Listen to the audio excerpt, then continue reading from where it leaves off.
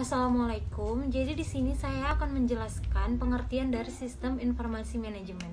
Nah, jadi sistem informasi manajemen atau bisa disebut SIM adalah suatu pengelompokan prosedur yang mengumpulkan dan menghasilkan data yang relevan dan terorganisir dengan baik untuk pengambilan keputusan di dalam suatu organisasi. Nah teman-teman, jadi singkatnya itu adalah pengelompokan proses di mana diperoleh data, lalu dianalisa dan dihasilkan dengan cara yang lebih baik untuk pengambilan keputusan. Nah, Arti dari wirausaha. Wirausaha adalah orang yang melakukan aktivitas dengan pandai dan berbakat untuk mengenali suatu produk baru dan melakukan cara produksi baru, untuk mengelola dan dari manajemen operasi untuk pengadaan produk baru, lalu memasarkannya, serta mereka juga akan mengelola permodalan operasinya. Terima kasih. 3 manfaat sosial media untuk bisnis. Yang pertama, merupakan cara yang mudah untuk mencari tahu lebih banyak mengenai pelanggan Anda. Salah satu kunci sukses bagi seluruh bisnis adalah mengenal pelanggannya lebih dekat. Sosial media membuat proses pengenalan ini menjadi lebih mudah dibandingkan sebelumnya. Yang kedua, membantu menemukan konsumen baru dan memperluas target pasar. Sosial media seperti Instagram membantu bisnis kecil untuk menemukan konsumen dan mencari konsumen yang potensial. Dimanapun kamu berada, selama kamu dan calon konsumen menggunakan sosial media yang sama, kamu dapat bertemu dan melakukan transaksi. Yang ketiga, meningkatkan brand awareness dan promosi dengan biaya yang minim. Jadi, sosial media dapat meningkatkan brand awareness dengan biaya yang bisa dibilang tidak ada. Biaya yang sangat diperlukan untuk hal ini adalah waktu. Walaupun tanpa biaya, kamu harus benar-benar melakukan promosi di sosial media walaupun tanpa iklan. Harus diingat, kamu membutuhkan konten yang menarik dan berkualitas agar konsumen tertarik dengan produk yang kamu hasilkan. Jadi, kamu bisa memasarkan produk dan menguploadnya di sosial media seperti Instagram untuk melakukan promosi. Foto yang dihasilkan harus yang berkualitas agar konsumen tertarik dengan produk yang kita pasarkan. Kelebihan marketing online. Yang pertama, aksesnya luas. Pemasaran bisnis online akan memberikan akses yang luas dari pelanggan potensial. Yang kedua, dapat melintasi batas geografis. Kamu bisa menempatkan iklan di internet dari seluruh masyarakat. Yang ketiga, biaya yang dikeluarkan lebih murah. Bahkan dengan Rp0, kamu juga bisa melakukan internet marketing. Itulah kenapa ada proses sebagai content marketing. Yang keempat, bila terhubung dengan pelanggan, internet memungkinkan kamu untuk selalu terhubung dengan pelanggan secara real time. Yang kelima, mendapatkan feedback instan.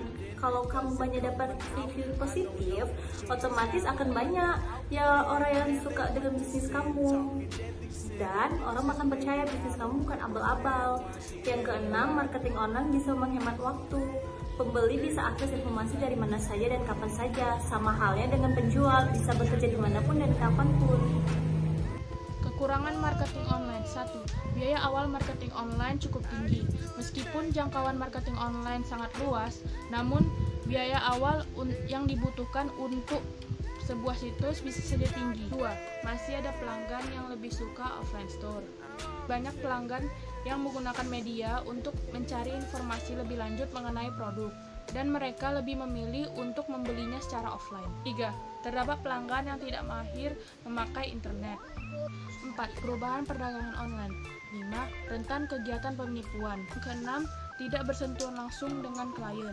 Dan yang terakhir adalah rentan kesalahan teknis. Cara marketing online yang bisa diterapkan pada bisnis atau usaha Anda. Nah, langkah pertama untuk memasarkan bisnis secara efektif adalah memiliki kemampuan dan kelebihan bisnis yang kamu miliki di suatu industri.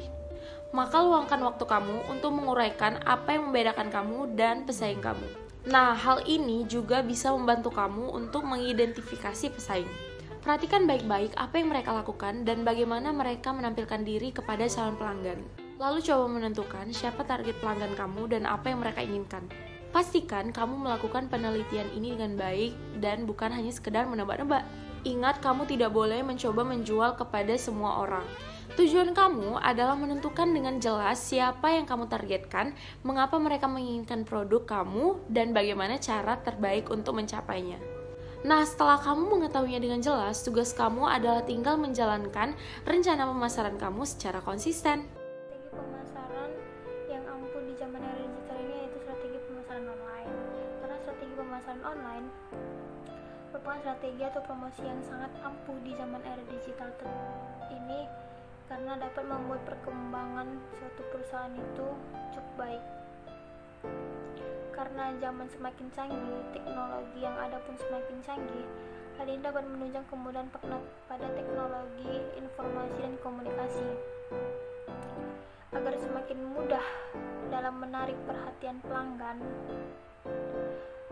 dan mengembangkan sebuah usaha tersebut, maka gunakanlah strategi pemasaran dan teknologi yang baik agar dapat dikenal luas oleh masyarakat dan dapat menarik perhatian masyarakat agar mereka tertarik terhadap produk perusahaan tersebut.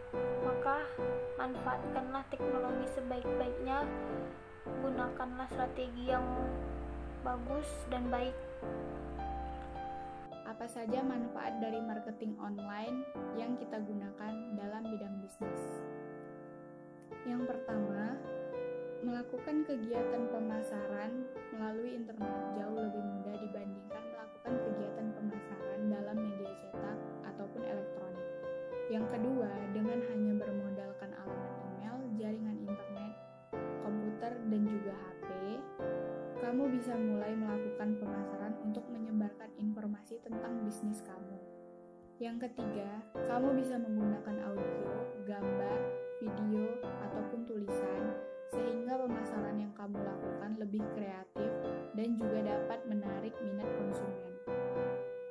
Yang keempat, kamu bisa menargetkan konsumen potensial berdasarkan demografis tertentu dan juga bisa menjangkau target pasar yang lebih luas tapi tepat sasaran.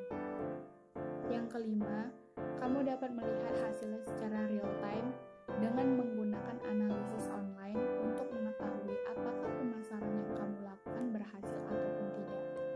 Yang keenam, jika terjadi kesalahan dan pemasaran tidak berjalan dengan sesuai rencana, kamu bisa segera mengubah kata-kata promosi dan tampilan grafis yang menjadi lebih menarik lagi. Yang ketujuh, kamu dapat menghasilkan penjualan dalam waktu singkat. Prosesnya tidak memakan waktu lama karena transaksi secara online sekarang mudah untuk dilakukan dimanapun. Dan yang terakhir, kamu bisa melacak jumlah pengunjung dan asal pengunjung website kamu, mengetahui sumber lalu lintas website kamu, dan juga mengetahui kata kunci yang paling banyak dicari oleh konsumen.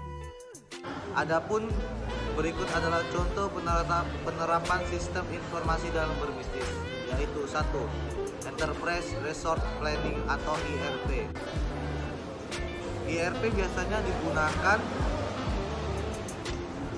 oleh perusahaan dalam mengatur dan melakukan pengawasan yang penting terintegrasi terhadap unit bidang kerja yang ada dalam perusahaan.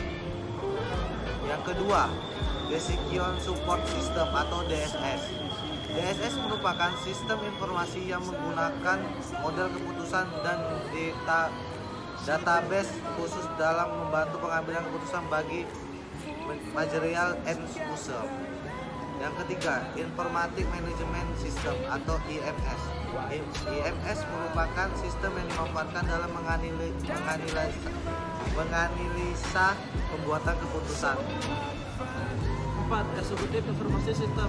Executive Information System merupakan sistem yang digunakan untuk memberikan akses yang mudah dan cepat dalam memberikan informasi yang selektif dan faktor-faktor kunci dalam melaksanakan tujuan strategis perusahaan.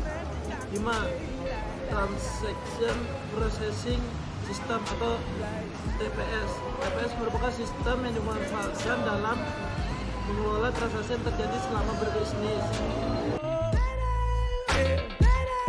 Girl, you rockin'